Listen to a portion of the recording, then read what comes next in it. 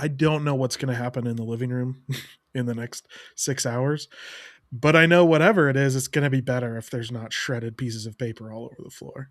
Switch flips in their brain that they're like, Yeah, it's oh, more I've ownership done of. that, and it's not my favorite thing to do, and my dad did it, and that was nice.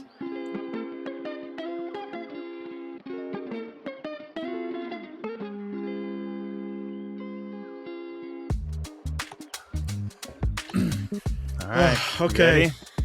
I'm ready. Are you ready? Oh, I am ready. Start All this right. thing. Welcome. Get my notes. Welcome to the Grumpy Dad podcast. Michael, thanks for joining me again for another week in fatherhood. Glad to be talk here. about being a grumpy dad who's trying to be less grumpy. And hopefully we can figure it out together today. So let's get into it, I guess. Why were you grumpy and why was it worth it this week?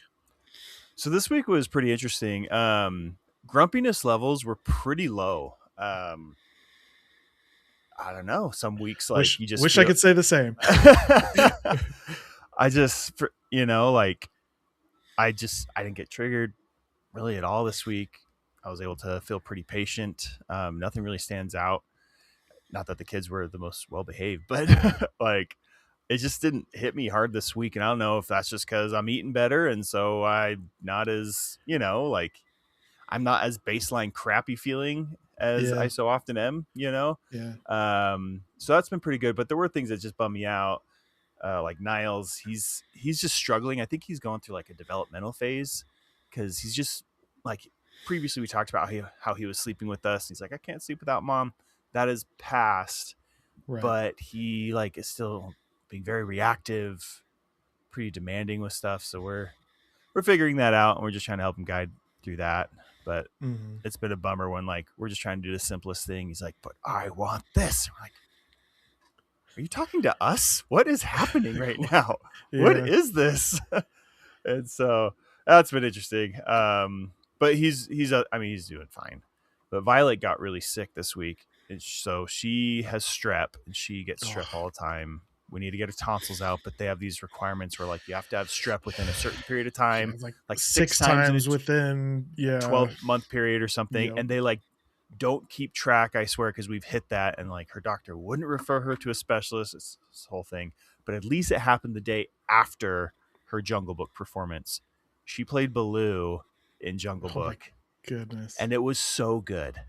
Like Beck and I were laughing with her performance, and that's probably one of the first times that my kids, like, it was more than just appreciating my kid. Like, she put on a performance that I genuinely thought was hilarious. Yeah. And I have some video of her like just making all these faces. Anyway, so it was fantastic. And then the next day she got sick, and we're like, at least you made it through the production, because they've been working on that for like months and months and months and months. And it was just one production, one night, one performance. It was awesome. Yeah, so I did a lot of musical theater, in the early days, and that was always just like the few weeks before the performance, all of the director and everybody involved is like, okay, now go sleep, eat good, please don't get sick. Yeah, right. Like, oh, okay. Hand sanitizer, something. Yeah, it's just, man. So that was good. Carmen had her track meet stuff that went really well. She PR'd in discus. Wow. And with the heavier disc too. So on the track side, as you age up, the implements get heavier. And she used to throw a 750 gram disc, and she threw a 1 kilogram disc, and PR'd. And so that was really, really cool. She just wants to do it all the track events. Does she just do all of them? So in the adaptive world, there's no limit, because like in high school, it's a 4 event limit, right? So you don't have one person just doing 10 events every single meet. That's not fair to the team to do that, but it's also not fair to an athlete. You can do injury and stuff like that, but that's not the case in adaptive. So she does 6 events. She does the 4 field events, which for her adaptive circuit are javelin, discus, long jump, and shot put. They don't do triple jump or high jump in her circuit. Triple jump, obviously, because prosthetic leg. High jump, though, there are high jumpers. Anyway, and then she does the 100 meter and 200 meter sprints. So she does 6. And track at school, though, she hasn't gotten any jumps or sprints, and she's just been doing throwing. But we're hoping this next week she'll get into the other stuff. Yeah. But yeah, so that's been great. And then last but not least, I guess I'm just hitting each one of my kids here. I mean, not hitting them, but like, you know what I mean? Ross. Hey, I won't like, judge. Ross, like, he had a week where, yeah, his consciousness is just like awakening, you know? Just the things he's considering, the things he's talking about. He's being very creative in new ways. And we're just like, run with it, man. You know, whatever you think and feel, just go for it, because he's just on, man, he's just crushing it right now. Yeah. And so that's super cool to see, and I'm curious to see what he lands on. Yeah, that's pretty dope. I'm glad to hear it. Yeah, what about you? How are things going? Well, this was a rough week. Oh no. We're on spring break. And okay. I'm working part-time. My wife works full-time. You know, I'm working through the tax season. And so all of a sudden I've got to put in 4 hours a day with 4 kids at home. And it's just been kind of a nightmare. Yeah. Yeah. Super, super rough. Part of it is I didn't realize how much like I've trained my younger kids that aren't at school, right? Like they're home with me, but they know like for 4 hours a day, like, you know, probably don't bother dad or like, you know, kind of do your own thing. And I try to set them up. I'm like, okay, like in the morning, I've got, you know, my shift at work. And they know like we get out the Legos or the blocks, or like we get out something that they can kind of like do for a couple of hours. And then halfway through my shift, I take a break, I feed them lunch, and then I, you know, put on a movie, let them watch a movie for the last couple hours of my shift. And that's kind of the rhythm that I've gotten into. And then add 2 kids that are twice their age that just want to do whatever they want and don't understand the rhythm, don't understand. And like I've coached my kids, I'm like, see this, if this is on my screen, like I can't talk to you right now, I'm like in the middle of something I need to finish. And my 2 older kids don't, you know, I haven't had that discussion with them. Yeah. So the first couple of days were really rough. Well, the first day was okay just because it was like the first day, and I told them we'd go swimming, so we went to the pool like after my shift. So they were all nice. Like, you know how kids get super helpful when there's something that they want from you? Oh yeah, that motivation spikes real quick. Yeah. So they knew that I had promised we were going to go to the pool on Monday. So all of them were like, okay, let's make sure the house is clean. We're going to pick up everything. We're going to make sure dad's in a great mood. This is going to be the best day ever. We're going to, you know, so it's fine. And then Tuesday and Wednesday just kind of went downhill. It was just really bummer, really challenging, and lots of just kids bothering me while I'm trying to work and me yelling at my kids to leave me alone. And then like, it was just kind of back and forth. And it's really, you know, and then you deal with the guilt of chastising, yelling at, and screaming at your kids. You're just like, I'm a terrible parent, I'm a terrible father. And it's especially difficult because my one son, I think I've mentioned, he's really kind of gotten into cooking. And for his birthday, we kind of mentioned that to a bunch of his family members, and they all went in and got a bunch of like recipe books, especially for kids. So he's got all these like kind of simple recipes for children to make things that, you know, it still requires some parental supervision. And he's just like, keeps coming to me over and over and over again. Like, Dad, what about this recipe? Can we make this? Dad, I want to make this one for lunch. Can we do this one for lunch? Dad, what about this one? This is a good dinner recipe. Can we do this one for dinner? And I'm sitting here like either working or trying to do the dishes from the last meal that we made and didn't clean up from, you know? And I'm like, look around, dude. We can't make new food till we clean up after the old food. I don't know how many times I have to tell you this. And it's killing me because like cooking is something that I love, and I want to like share that with him and have that passion with him. But it's such a challenge showing them the other side, right? Like hey, we also have to clean up. Like that is part of making food and cooking is cleaning up, partly because it, you know, it just needs to happen, and partly because all of the tools, utensils, pots, pans, everything you want to use to make this new recipe, it's all in the sink dirty. Like what do you want me to do? Like it needs to be cleaned, it needs to be washed, and if we didn't do the dishes last night, they're not ready to go this morning. So he kind of understand that, and he's coming to terms with it. We've said this a long time with our kids, which is, um, being this concept of being ready for the next thing. And I wish I had like a more catchy way of putting that, right? And maybe I'll workshop that a little bit, make it more social media friendly. But just this idea, right, that they're like, well, why do I have to get dressed? How come I can't just stay in my pajamas all day? It's like, well, because then you're not ready for the next thing. There's other reasons, like your pajamas are soft and fuzzy. You love them. They're soft and fuzzy because they're designed for sleep. And if you play in your pajamas, they don't hold up to, the normal wear and tear of Right. of activity. But mostly it's like, hey, because I can't take you out in public. And they're like, oh, are we going somewhere? I'm like, maybe. I don't know yet. I don't, it's 9 o'clock in the morning. The day is young. But it's this concept, this principle of like, hey, we got to be ready for the next thing. We need to get the room ready for the next thing. Like, why do I have to clean up? I'm going to play with my toys tomorrow. Like, why do we have to clean up? It's like, well, because you may not play with these toys tomorrow, right? Like, it's not ready for the next thing. What if we have friends over and they want to build a fort and there's all these Legos all over the floor, right? Like, and so this is something that we've kind of been recurring, and I try to implement it as well, just in my own life, of like, because it's just a good idea. Like, you don't know what's going to come down the pipeline. And I think, like, as parents, especially, life's just chaos, man. Like, it's just constant chaos. But if you can take your small sliver of influence and be like, well, I don't know what's going to happen in the living room in the next 6 hours, but I know whatever it is, it's going to be better if there's not shredded pieces of paper all over the floor, right? Right. Like, That so kind of goes in the we can line. get things ready. I think I brought up here before, the idea of being kind to your future self, Yep. right? Like, you don't know what future you is doing, but it's way easier for that person to do whatever they want to do if everything is put away. Like, when my workspace is just trash, which the basement is right now, garage is pretty good. I'm setting myself up for success for, like, when I need to do something, I can just do it, you know? So that's a concept that we talk about a lot, is being kind to your future. And that, extends way far beyond that. Hey, do you have something big tomorrow? Go to bed early tonight. Make yourself ready. Yep. So future you is like, thanks, past me. You made a great choice, and now I feel great.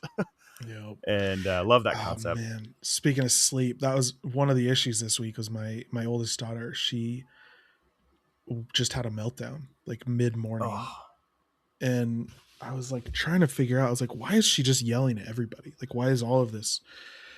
Finally, I brought her in my office. I was like, you can't just be screaming at your siblings. What's going on? She's like, I'm hungry. I'm like, why are you hungry? She's like, I didn't eat breakfast. I'm like, it's 11:30, and you've been watching TV for 2.5 hours, and you're telling me that you did that instead of feeding yourself? Like, you're 10 years old. yep. Like, this is not okay.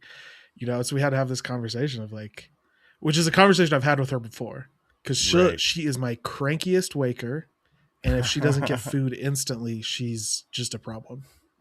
So even on school days, she'll come up. I'll wake up, I'll go for a walk, I'll come back, and she's yelling at everybody. I'm like, it's 7 o'clock. What are we doing? And she's like, they're being mean and they're being dumb and they can't do this and I have to do it. And it just like goes off. And I'm like, have you eaten anything today? And she's like, no. And I tell her, I say, go grab a piece of bread and put it in your mouth before you say anything else to me. Like, just like, you can't, Yeah. I'm like, and she's like, I'm not hungry for bread. I'm like, I don't care. You lost the decision. You lost the choice when Yeah. you started being a cranky monster. I need you to get your blood sugar up. Like, I need you to have something in your mouth. And she'll be like, and she like gets all grouchy, shoves the bread in her mouth, sits down and he chews it. And inevitably, after she swallows it, she's like, uh, and I'm just like, ooh, And there's adults that girl. still haven't figured that out. And there used to be, I used to work for a treatment center for teenage boys as a residential treatment center. And they Mm-hmm. had an acronym. I've never bothered to look it up to figure out the rest of it, but it was basically you go through these things. Okay, why could I be compromised right now? Is it this? Is it this? And it's like, am I tired? Am I hungry? Am I thirsty? And then whatever the things were, create the acronym that, like, if you have the wherewithal, try not to go through those things to figure out, why am I feeling this way? Is it actually this other person, or am I out of sorts? And that's Yeah, something we I are like that. constantly working with like, anytime if there's a mismatch between the outrage and the event that triggered it, Yeah. You know, because sometimes like things happen that actually suck and they're mad because that was a really crappy situation, you know. But as adults, like I feel like, and you know, your kids, you have a pretty good gauge on like what is happening here. And so we regularly like, let's pause, like what is actually going on. Okay, from outside looking in, that doesn't seem like it's a huge problem. So maybe it could be something else. What's creating this outsized reaction to a tiny little thing? Right, because I think that that side of the emotional intelligence band just is not taught. I mean, I was never taught it, right? And so I think especially millennials are kind of known for all that stuff that was missed in their upbringing. They're trying to teach their kids, like, trust me, you don't want to learn this in your 30s. Like, just start the process right now. You're not going to get it right away, but hopefully way younger than me now, a version of you will really grasp it and that'll set you up for success. And I feel like that's basically all we're doing, like all the time. It's what it is. So yeah, rough week. We did have some highlights. We you know, the weather's getting nicer, and so we got to go outside and kind of start working on yard work, which you know is typically something that kids complain about, and not that mine are any exception. They did complain about it, but it's one of those like, yeah, you still need to do it. We need to help. It's a family activity. We previous owners of our house put rocks is their entire landscaping, just like, oh, we have so much river rock. I hate it. Yeah, so my full front yard was all river rock when we moved in. Oh my 100%. Gosh. And you know, with some like bushes and shrubberies and stuff. And actually it's wild, man. This, you'll get a kick out of this. We have a cold storage in our basement. And when we first moved in, we were like, why is it never cold? You know, we would go in there in the summer and it would feel like you were outside. And it was like, what on earth? I know that the like, you know, the neighbors told us like, oh yeah, there was this grandma and she left the house to her kids and then you guys bought it. And we know that the grandma cooked or had a garden and kept all of her food in this cold food storage, because that's what the neighbors have told us. And I'm like, how? It's 80 degrees in this cold storage. Like, what the heck? Come to find out, because it's underneath our porch, all of that river rock was acting as a heat sink and just holding in all of the hot sun all day and just radiating it down into the ground around our cold storage. Crazy. Because we spent the last year, I just put the rocks up on Facebook Marketplace and was like, anybody who wants rocks, come get them. And they were gone after 6 months of people coming onesie twosie grabbing buckets of rocks. And then the next summer hit. Yeah. And it's a cold storage again. Wow. It was wild. It was really trippy. Yeah.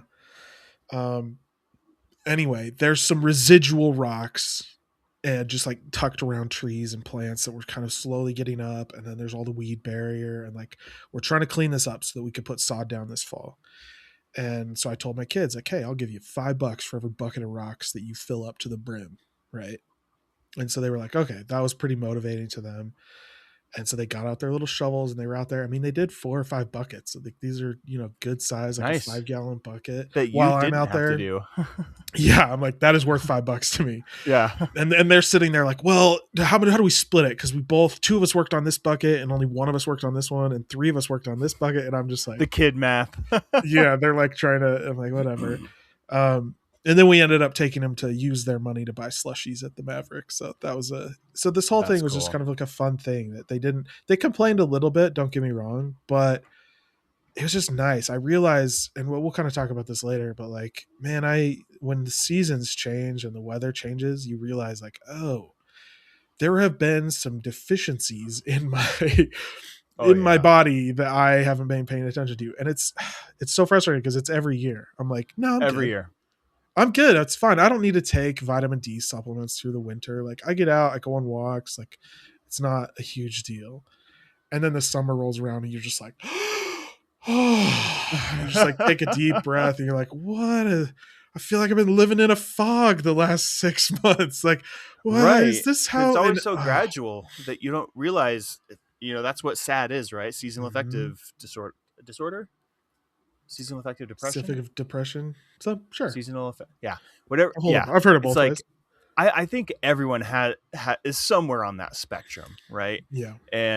But it's always so gradual that you don't realize how hard it is until that sun comes out and you're just like, oh boy, oh, that's nice. It's that same question. You just said it. Like, why am I compromised? Sometimes you don't even realize, like, oh, it's because I haven't seen the sun in so many days. Right. So that was it was a good like reminder, and everybody was really happy, and it was just like a really fun day, and good memory. And more importantly, now my kids have this good memory of working hard, which I think is one of the most challenging things as a parent that you can try to give your kids is good experiences, positive experiences where they are working hard. And I think about some of the most formative experiences in my life are when my parents gave me those opportunities. Yeah. And sometimes, and it's that mix, right, of like a good experience, hard work.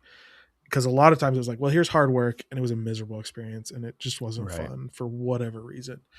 And sometimes that was my attitude, and sometimes it was a crappy thing to be doing. But I have really, really positive memories of doing really hard things and having a really good time. And I think the more that I can give that to my kids, that's one of just like a huge character building moment to them to realize, hey, and more importantly, during the rest of the week, this is kind of their reaction right now is, oh, I wouldn't mind doing that again.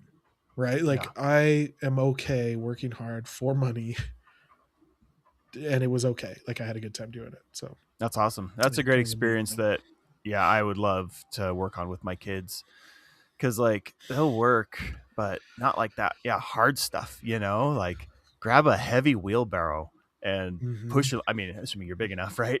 Yeah. Yeah. But I'm going to try to think of some opportunities I can do with them. Well, and I'm reminded, remember we talked about this. Yeah. Yeah. We talked about this when we were talking about chores, that you should be giving your kids, like you should be having them do anything and everything they are physically capable of doing. Oh, we've been doing a lot more of that lately. Like we've been telling them explicitly, you can physically do this, so we need you to do it, and if you want it, then you have to go do it. Yeah, and figure it out. It's been great. And I think they've surprised themselves with some of the simple stuff that they would ask us to do. We're like, no, I love you, but no, just go figure it out. And then I think it also is more meaningful when we identify, like say in the morning, Violet is running around, I have to grab this. And we're like, okay, I will fill up your water bottle for you to go to school. I will grab your snack for you. I feel like they're more appreciative of that because that is not something that we need to do. That is something we are actually helping them do their responsibility. Right. They have a little switch flips in their brain that they're like, oh, yeah, it's more ownership. I've done that, and it's not my favorite thing to do, and my dad did it, and that was nice, and he didn't have to do it, and now I appreciate it. So I think it's been great. Yeah, and we've really been trying to emphasize the same thing. Speaking of cooking, the kids yesterday, my son, I had this opportunity. He came in and he was like, hey, we want to make this like donut holes thing. And I was like, I can't, I'm working. But I looked at the recipe, and I was really proud of myself because I stopped what I was doing. I looked at the recipe. I actually gave him a minute, and I'm glad I did, because I was like, hey, I can't do this right now, but looking at this recipe and these instructions, your older sister is 100% capable of doing all of this with you, and I trust her to run the stove. And he was like, really? He was like, I was like, yeah. So if you ask her and she's okay helping you, you two can do this by yourselves. And he's like, okay. So he leaves. 45 minutes later, they walk in with a tray of these like baked donuts. And I was just like, I'm so proud of you guys. That was so good. And clean up? It was a learning experience because they came in, they kind of tentatively, they were like, here, you want to try one of these? And I was like, yeah. I was like, well, I'll just have a bite. So I took a bite. I was like, huh. And my daughter was like, they taste a little funny, huh? And I was like, uh-huh. She's like, I don't know what it is. I was like, I do. There's a little extra baking soda in here. So they taste kind of metallic-y and like synthetic-y, like plastic. She was like, yeah, that's it. Yeah, that's what it was. I was like, so did you put in a teaspoon or a tablespoon? And she's like, I'm pretty sure it was a teaspoon. I was like, I'm pretty sure it wasn't. But they made them perfectly, and she like even had a toothpick that she checked them. She showed me to make sure they were done in the oven, and they turned off the oven when they're done, which is something I'm terrible at. So I appreciate it. You know, it was just a really cool thing. I was like, oh, it's nice to see a 10-year-old and my 8-year-old. You know, they baked something by themselves. Through all the rest of the struggles and issues this week, it was a nice little bright spot. So yeah, took Ross has advantage been of that. making ramen lately. He loves ramen. We taught him how to do it, and he just fully does it. He'll be like, "Hey, you want ramen? You want ramen?" And he will make multiple batches of ramen, or like one batch with like multiple things of ramen. Yeah. So he made ramen for Violet while she was sick, and he'll just make ramen. It's like, You cool, man. gotta That's like a skill. you gotta feed that and teach him how to like make his own pasta and stuff. Oh Get man, like the I don't homemade know that ramen. we know how to do that. I'm sure Becca probably does. She's a Yeah. great cook. I am not. I am not. Could figure it out. Well, awesome. I want to continue kind of our discussion last week where we were just talking a little bit about dad bods, fatherhood fitness, Did I ever show you my trophy? etc. I think you did. Number one dad bod, right? Yeah, Yeah, there you best go. dad bod. Well, Yep, my that wife declared it. challenging. It's a challenging competition. Best in show. Nothing wrong with a dad bod. Just got to be healthy. Health looks Yeah, I different gotta for I gotta everyone. get down to the dad bod. That's what we're struggling with. But yeah, so we've talked a little bit about kind of getting going and motivation and that kind of stuff, and then last week obviously we talked a lot about nutrition and food. So this week I wanted to focus more on the exercise portion of it, and Yeah. what.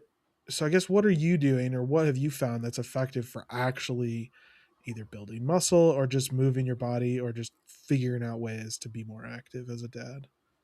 Yeah, the number one thing is finding something you enjoy and that's sustainable. Like Mm, it's got to be. Not everyone's into weightlifting. It has its own set of values. Not everyone's into sure, cardio. It has its own set of value that it sure. brings to the table. So you Yeah. got to find something to bring good balance that you can stick to.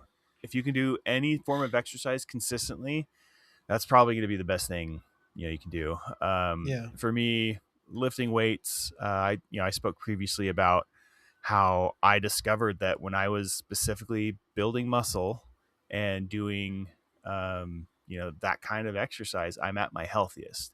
Now it doesn't mean it solves all my health issues to the max, but as far as like my wellness, it raises my baseline really really high and my resilience against life, right?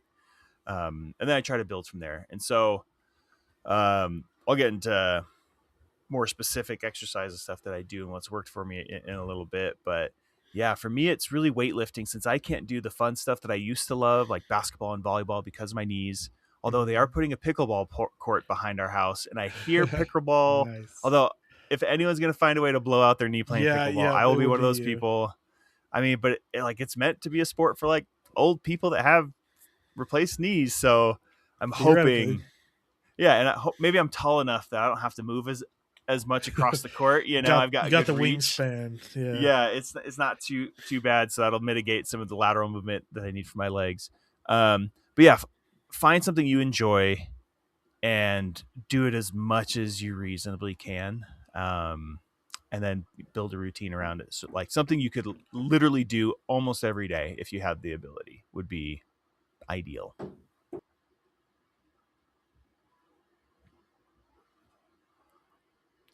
Nathan is muted. Man, I am burping like crazy. Kids won't leave me alone. Oh, you're good. Yeah, sign on the door only works if your kids can read. Need lights. We did a Yeah. colored light switch for my boys' room, and the light itself is the alarm. So, like, if the light Mm, is on or off, that means like the alarm has gone off on like Saturdays when we don't want an alarm actually going off. So if they just right. wake up and the light's still on, stay in bed. But once that light turns off, it's like the switch itself has an LED in it, right? The button Yeah. is a color. Once that's off, that means you guys can quietly go downstairs and hang out. We tried something like that and it worked for like a week, and then Oh, really? they forgot what it meant. They're like, "Oh, I thought if it was it was green, we were good to go. No, I thought if it was green, and we were just like, I don't know. Just our solution became like, make sure there's cold cereal on the weekends, and then they'll at least go eat that instead of bothering me. Yeah. Yeah. So But anyway, yes. Back to, so that's awesome. Yeah, that's kind of how I feel about a lot of it is you got to find something that you enjoy. Obviously, like sustainability is the name of the game. As I've been kind of looking at my own weight loss journey, you know, if you're trying to lose 50 pounds plus and you look at like just Google what is a sustainable weight loss in a week, most people recommend between a half a pound and a pound and a half. Like that's a pretty good swing, with 2 pounds being extremely aggressive. And Yeah. you have to know, right? Like the further you go to that 2 pounds or even 3 pounds a week, the less sustainable that's going to be. That's just, that's just how it is, without a huge amount of will and like self, control and all of these things that are, it's like, well, you're already overweight. Like clearly that's not your strong suit. I know that's me, right? Like if I had an excess of self control, I wouldn't have gotten to this point in the Right. first place. Like, Yeah. so it has to be something that is actually sustainable long term. And if you look at, okay, if a pound and a half or even 1 pound, if you were just dead center, right? A pound a week is considered healthy weight loss. Well, to lose 50 pounds, you're looking at about a year. Like Yeah. this isn't 6 weeks to beach bod. This is Right. not like, right, none of the, if you're trying to get to a healthy weight in a healthy way, at least a year to lose 50 pounds. Yeah. 52 pounds technically. But Right. and so sustainability kind of becomes the name of the game. Like, okay, what can I do for 52 weeks? Not 6 Yeah. weeks, not 4 weeks, not 30 days, not 90 days, not whatever. 72 days is it 72 hard or whatever, like whatever it is. Like all those things are great for kickstarting. We've talked about, the power of getting a kickstart, jumping on the train, all Right. those things. But after that, you have to have something that will last for a year at least. And that's assuming that your primary goal is just fat loss, because there's a lot of people, if you're doing Sure. a Yeah. whole composition change, are you actually trying to lose more weight than that because you're also putting on muscle in that period? Like you Yep. have to consider that. And I think I remember like in the 90s, it was just about losing fat and a number on a Yep. scale, Yep. and that really there wasn't much of an approach for the holistic point of view. And I'm grateful that we're really moving out of the general awareness of holistic health is just so much higher. And Oh so yeah. make sure that that's baked into your plan. Okay, if I plan on losing this much weight, either A, I'm going to plan on losing muscle as part of that. You can maintain it, but you will lose some.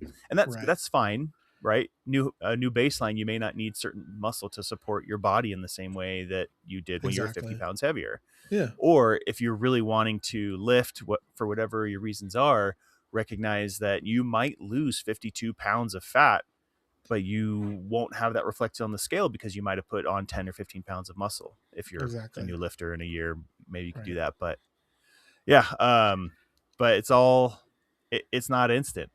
Mm-hmm. Like you It's said, like not. you're changing who you are, and you're saying, I want to be the kind of person who lives a healthier lifestyle in this way. And so you just do those things, and then you are that kind of person. Yeah. So my big thing recently has just been walking.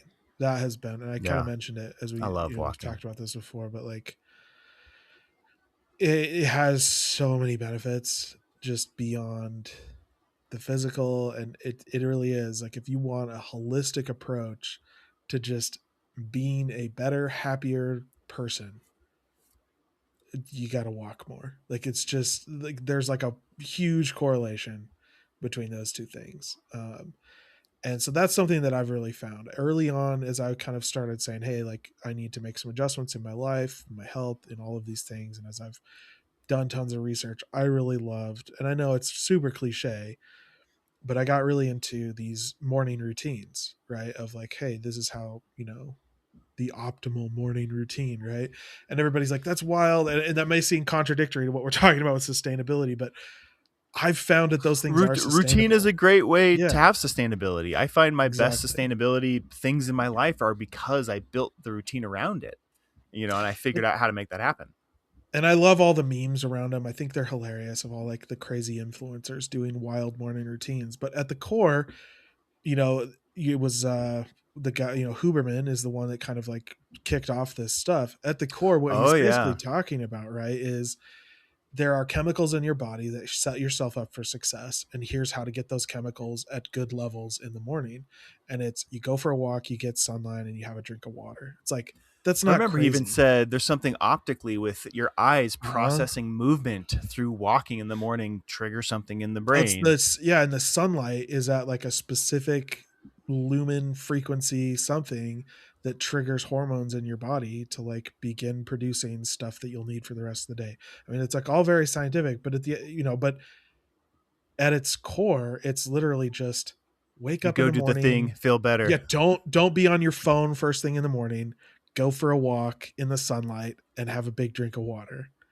It's like those are, and everybody's like, well, actually, what he said, you got to do the sauna and the cold plunge and the blah blah blah. It's like, no, no, It no, no, doesn't no. That matter. was all like after the fact. Everybody's just Yeah. like those are all whatever. To have the morning routine stuff is so critical to me though. It's like I Yeah. feel it immediately if I don't wake up, go for a walk, and have a drink of water. And you can add into that if you want to do the electrolytes. And it's like people talk about, oh, it's all this crazy stuff. It's like, no, it's not crazy to say maybe you shouldn't have caffeine within 30 minutes of waking up. Like that is Yeah. not, it's like, like here is a chemical which interferes with sleep patterns. Should I ingest it into my body 30 minutes after sleeping? Maybe not. Maybe not. Right? Yeah, like and like like I maybe mean, not. the landscape right now definitely it's like science maxing in the exercise Yeah. space, right? Like it's all this nitpicky stuff. And whether or not it's true is moot. I think it's great because I think the further we can push the studies and figure out all that nitty gritty, I think that has a trickle down effect. But at the end of the day, what we're talking about is very simple, universal things. It doesn't matter if you're underweight or if you're overweight, if you're drinking more water and you're going for walks and you're getting sun and you're getting moving.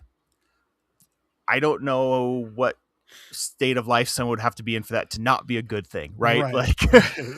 unless you just had knee surgery so you can't walk, because that would be Right. detrimental, right? Yeah, yeah, yeah. So, and then just start there. We can Yep. all start there. Yep. And that's kind of what I'm like, there's lots of other physical things that I enjoy doing, but it's about having a baseline and being able to like return to that baseline. I think, was it you Yeah. that said that? You said something like that a couple of podcasts ago, I thought.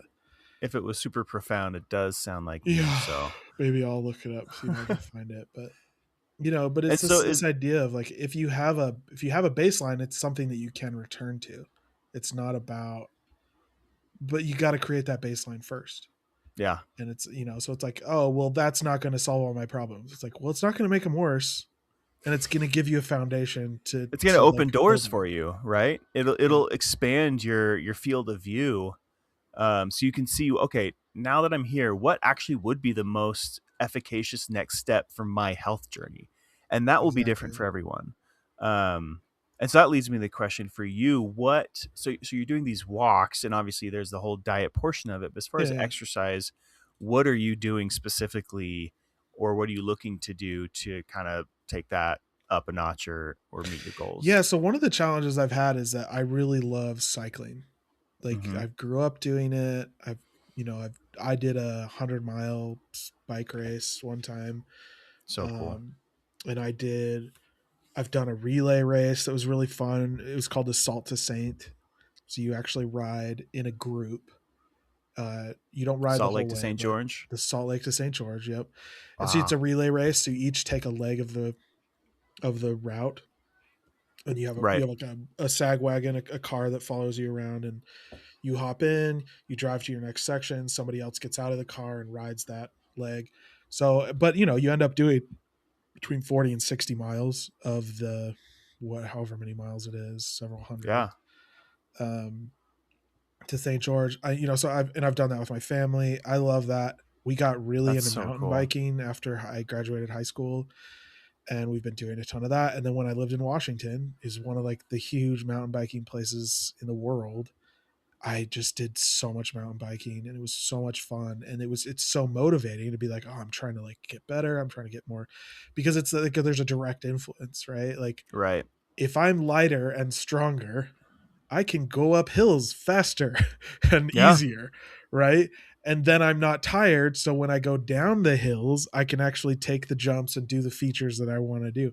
So it's a very motivating thing. The problem I face now that I've moved back to Utah is you can't ride as much. You know, Really? in Just is that just where you're Washington, at? Because when I think of just Utah, weather. I think the weather. Okay.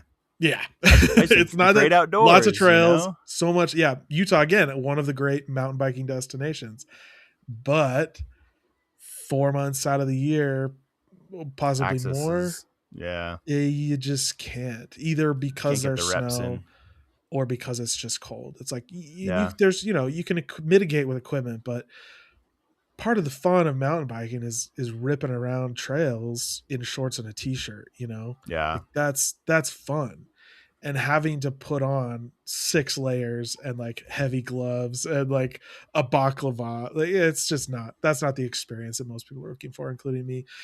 But when I was in Washington, right, it's a lot milder weather. And so even in, I mean, we did a family mountain biking trip for Thanksgiving. Yeah. We'd go out riding because it was like, it was chilly, 45, maybe a little rainy, and you just put on your waterproof jacket and a pair of pants and you're fine. You go Go ride for a rip. couple hours. And so the big challenge has been like, that was a huge source of my fitness for, a number of years while we lived there. I moved here, rode the whole summer, the first summer we were here, and then winter hit, and it's like, oh crap. What do Shut I it do for down. fitness now? Yeah, like, Yeah. oh gosh, like I got to find something. And it's hard to find something that gives you that much physical activity that also just like gives you all the drugs you want from your body, the serotonin and the dopamine of ripping around corners and taking jumps and landing stuff, catching air, like all of that just like Well, I don't know just if you know feeds into this, your fitness. but And there then is a sport during the winter that can no, replicate I've those feelings. never heard of any sport that does the same thing that Are Utah's you much definitely not famous for. Are you not much of a snowboarder? No, I never got into it. You should. Um, yeah, maybe, maybe you're right. I, I enjoy it. I This think it can this be was not the year overwhelming. to do it. Utah Yeah. got the lowest snowfall, Oh yeah. recorded snowfall in like the last 100 years. I have 3 So tickets because I bought a 4-pack to Eldora and they're yeah, just not getting used. So there goes like yeah, $240 that didn't get used. yeah. But I do recommend it. It can be overwhelming, but like I think it'd be fun to do a podcast. I'd love to share my how to snowboard on the cheap because it Sure. is not for the faint of heart as far as like getting into it. It's super Oh yeah, overwhelming. But financially and like time yeah, intensive, and yeah, but especially it when you is have something kids. I think it's very worth the investment. And Yeah, it's something you can do for the rest of your life. yeah, Like I see people that are 60 plus years old on the mountain all the time, yep. snowboarding and skiing, obviously And skiing, you but just, yeah, I mean, that's, my dad is in his late 60s, and he takes jumps that I don't take on his yeah, mountain bike, and it's wild to me. And I'm like, it's so crazy. I still, I'm 30, in my late 30s now, and it's like, I still can't keep up with my dad on his stupid bikes. My whole life been trying to keep up with my dad. I still haven't gotten there. That's me and But my dad, but with like projects. He would work on a yeah, project for 20 hours a day. Let me ask you. So for mountain biking, I've always wanted to. I bought a bike. In fact, I remember you yeah, helped me yeah, buy we a talked about bike. it. It's a great bike, but I have not taken it to trails. And so for those that are uninitiated, for you to get like a rep in, as far as like I'm grabbing my bike, I'm going to the trail, I'm coming home, getting cleaned up from that. What type of time commitment do you think that would be for you to feel like I got a good trip in? Yeah, so I think when I was in Washington, I could do that in about an hour, a little over Okay. an hour. And I think that And that's part of like a that sweet is, spot. yeah, I think you're right. That I was really lucky that there was a proximity there. Right. Washington, there's very few places on the, what is that, the western side of Washington that aren't 10 minutes from a great ride, 15 minutes from a great ride. And the state has done a phenomenal job of investing in those mountain bike parks, which just means that they're really, really good. They're well maintained, and so yeah, I could load up and get out. take me 10, 15 minutes, and I could do like a 30 to 40-minute ride, which is basically just an up and then a down.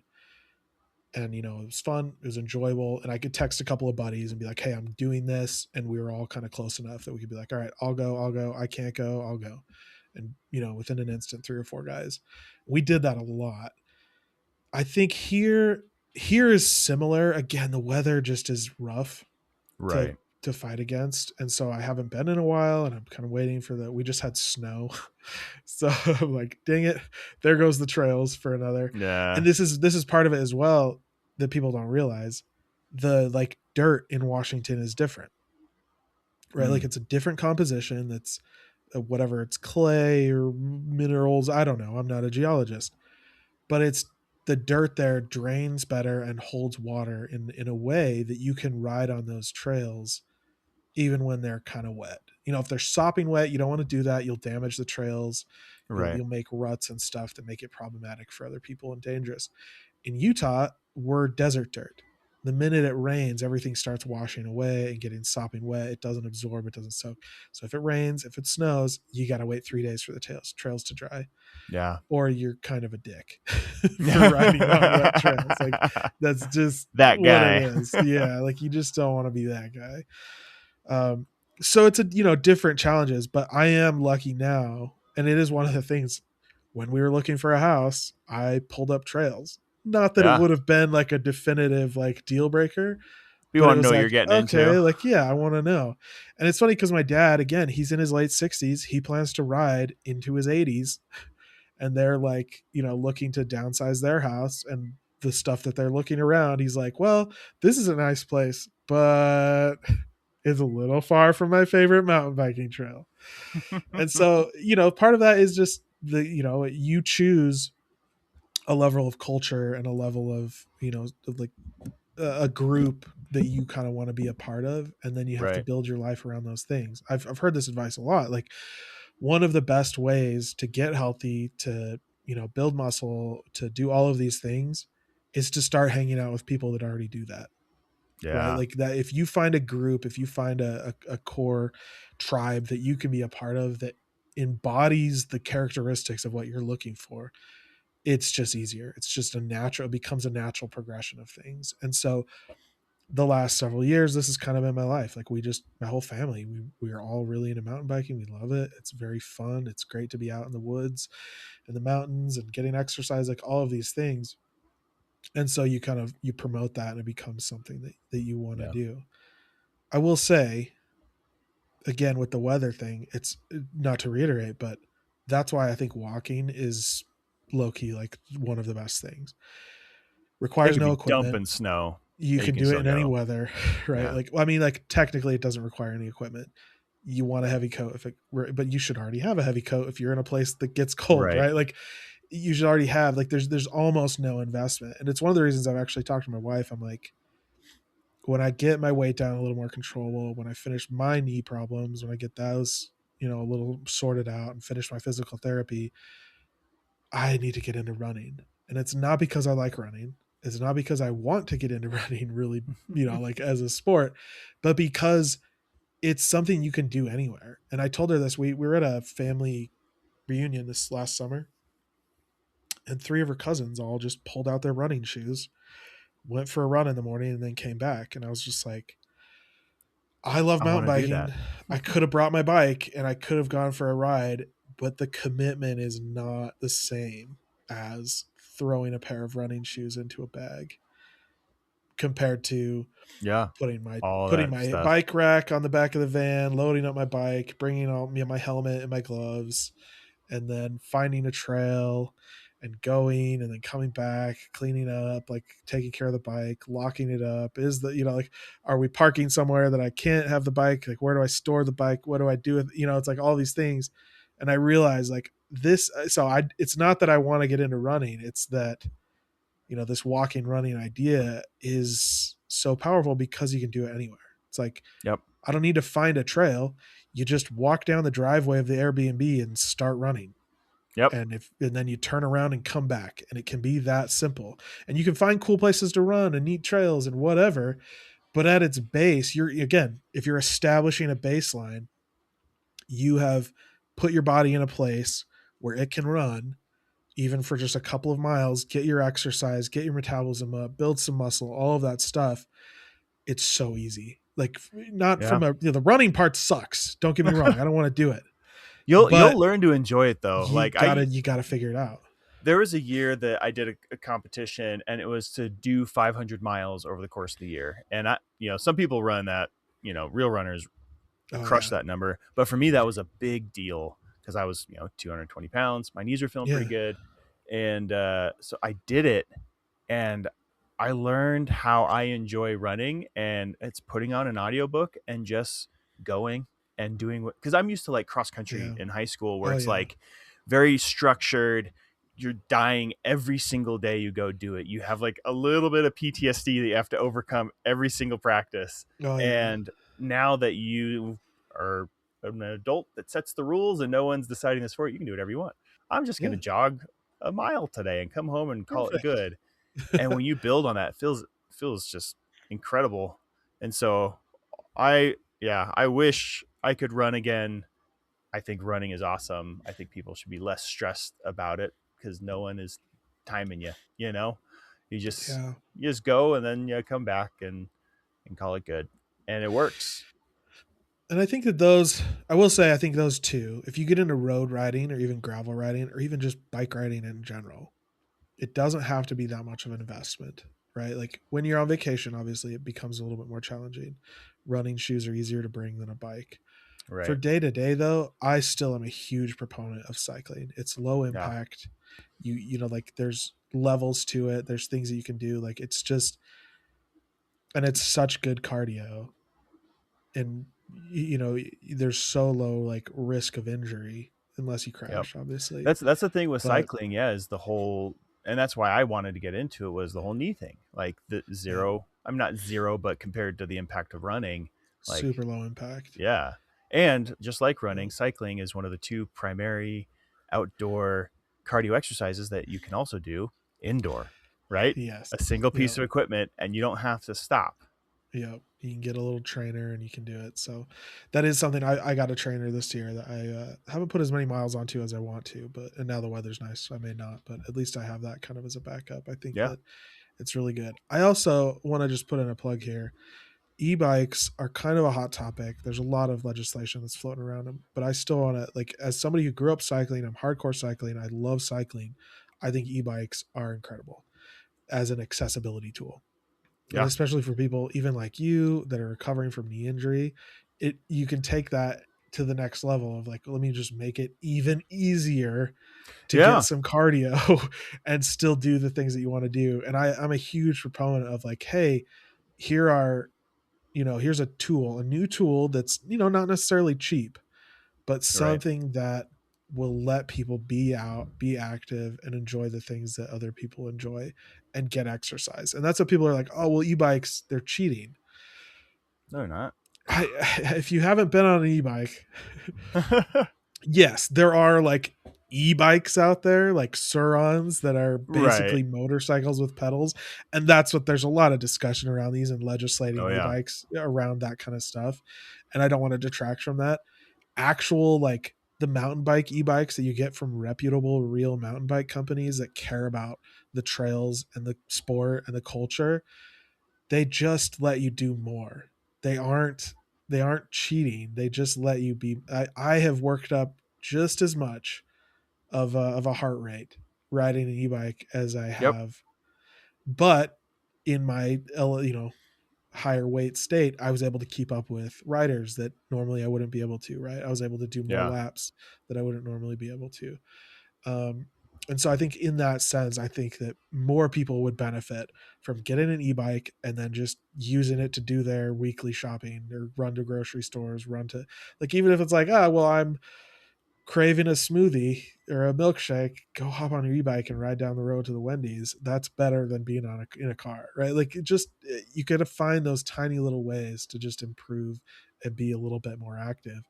And that's what I think e-bikes are so good at, is that they lower the barrier to physical activity. And that's something that we should be encouraging for everybody.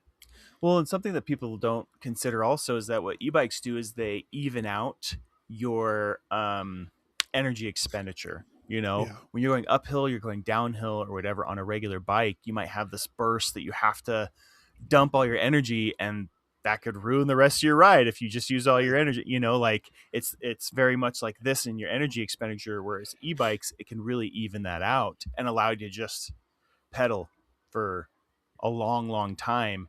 And you can't tell me that people wouldn't benefit from that, right? And I'm so a I huge think it's proponent of that.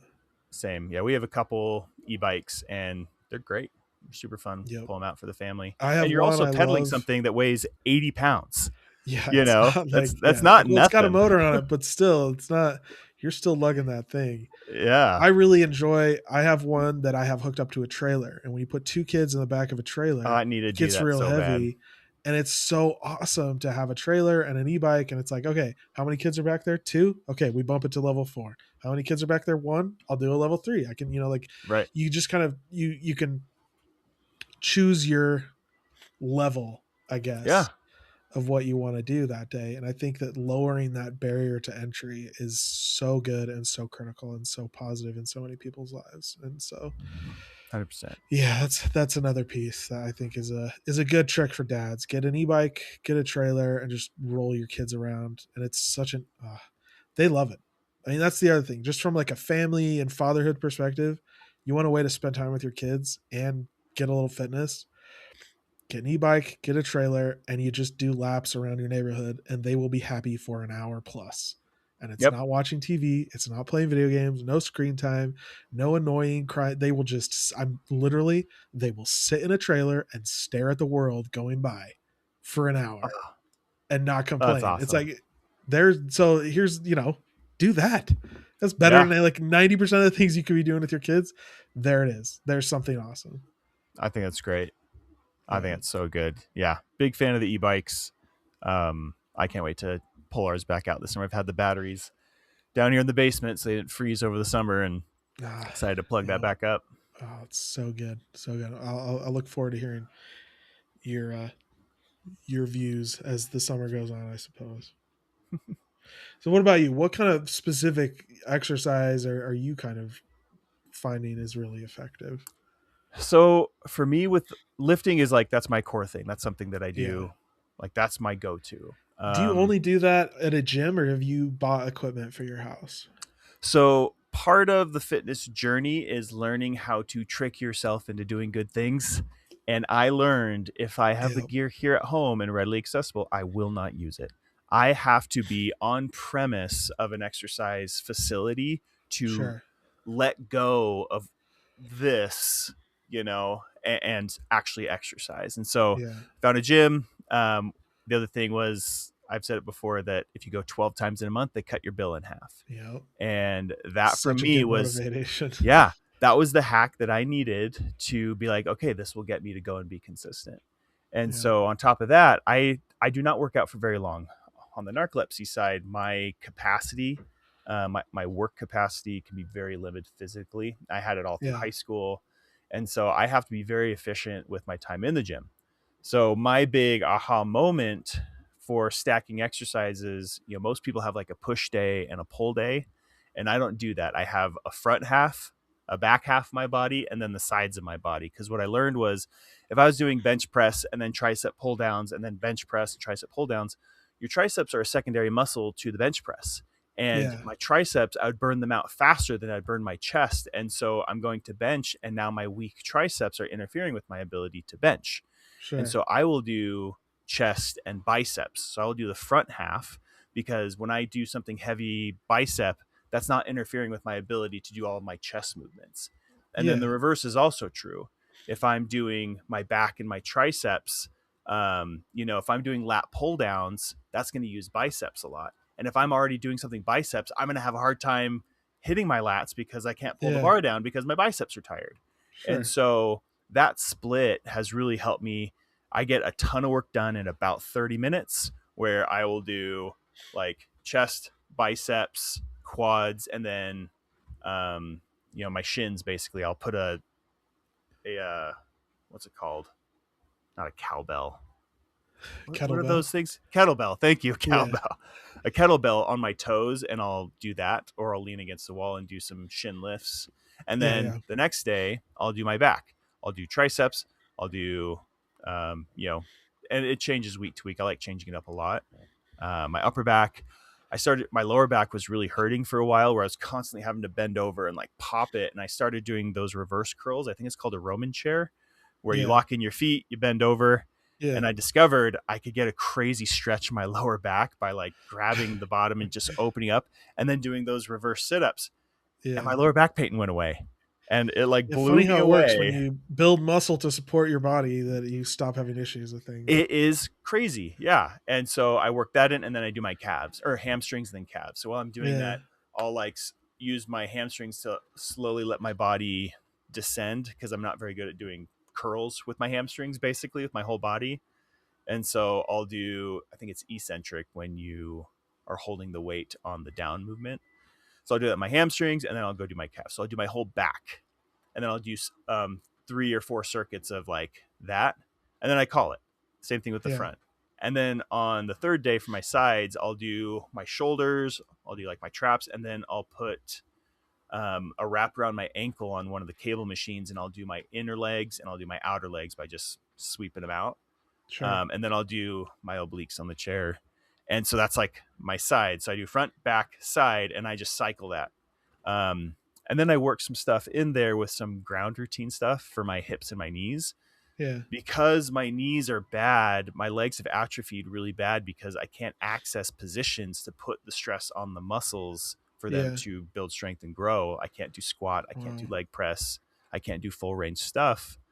And so the knees over toes guy helped me dial in some things. Like I'll walk backwards on the treadmill for the first, that's usually my warm up, is I'll do 10 minutes where I'm pushing the treadmill away with my feet. I'll put a pillow behind me so it's not digging into my back.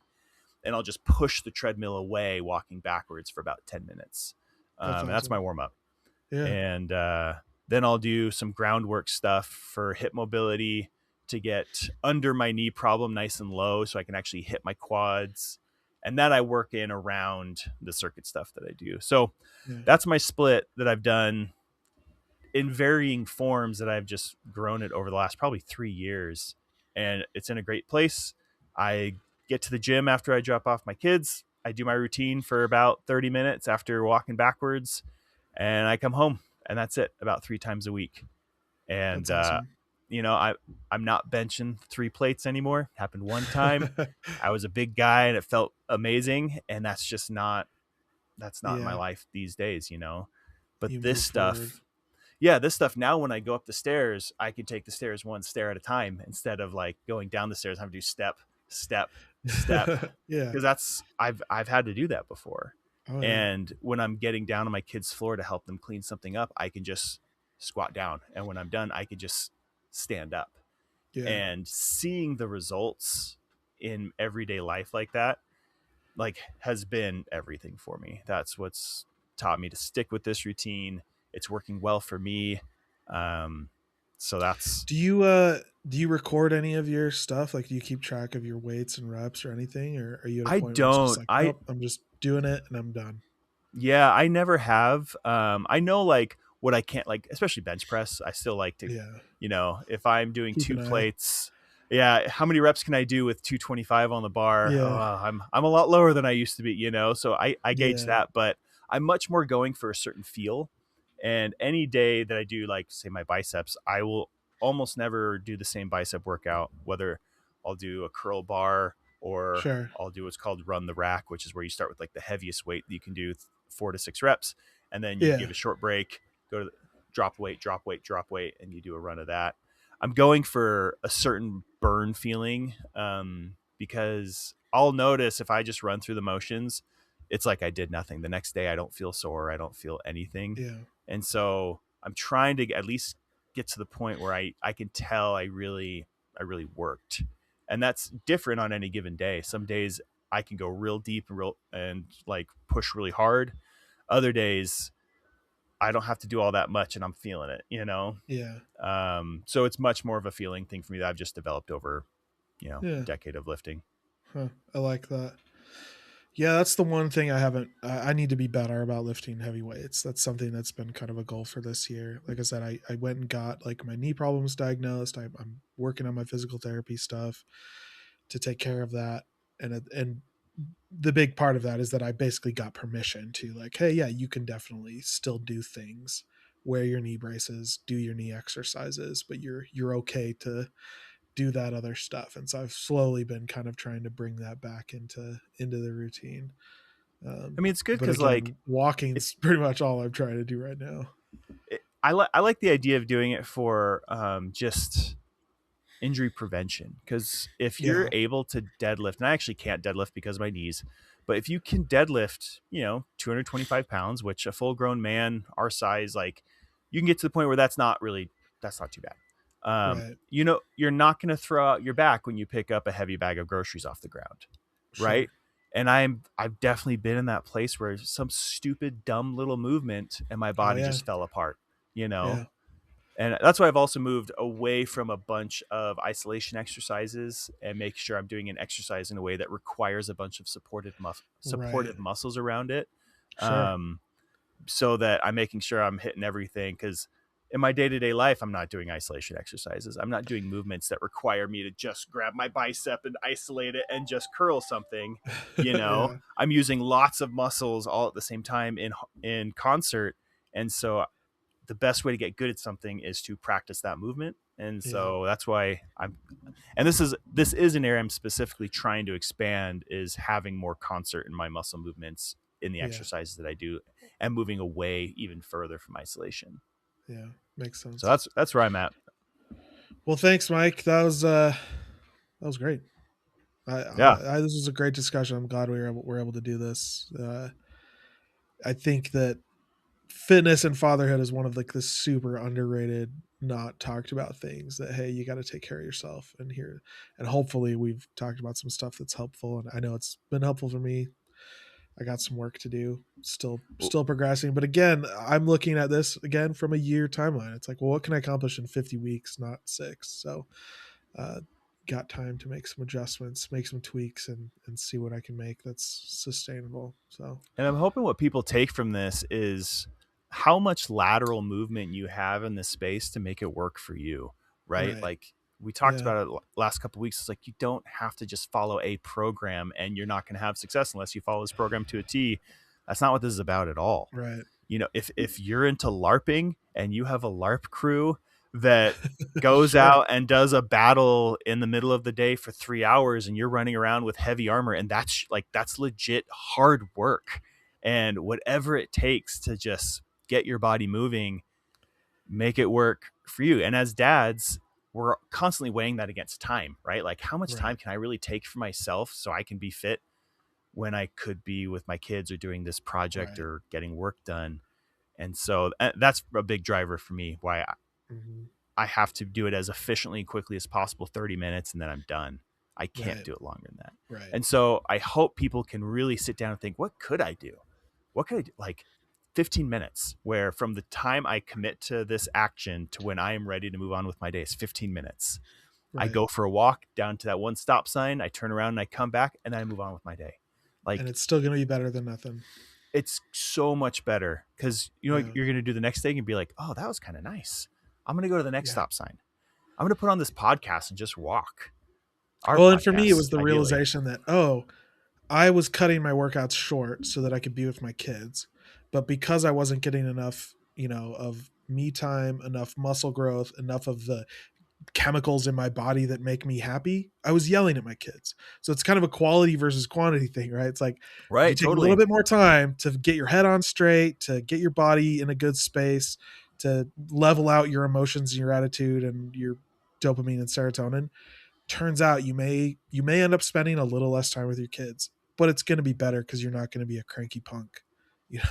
And that takes time to figure out. The way I work out now compared to 3 years ago is so dramatically different, but I only got here because of what I was doing 3 years ago. So just start and let it evolve. Right. And so that's hopefully people, if they listen to this, can take that, and hopefully helps them out. Yeah. Well, join us next week. We're going to talk about recovery, what that looks like, how you recover from workouts, from stress, from anxiety, all of that stuff.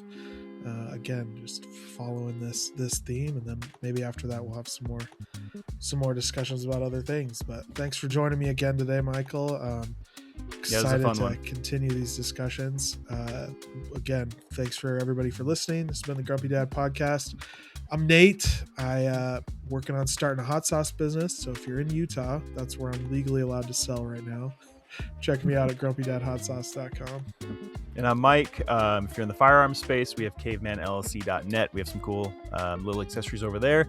And then on the 3D print side, we're express3dcustoms.etsy.com, where we just made a Costco tray. Hold on, I'm gonna pimp that out real quick. Yeah, grab it. This is our new launch, which by the time people see this will probably be up and running. Oh yeah. I got that dog in Sticks onto your Costco cart for your drinking your dog. Yeah, so we have these coming out, and we're making stuff like that all the time, so check it out. All right. Thanks again. We'll see you next week. See you next week. Bye.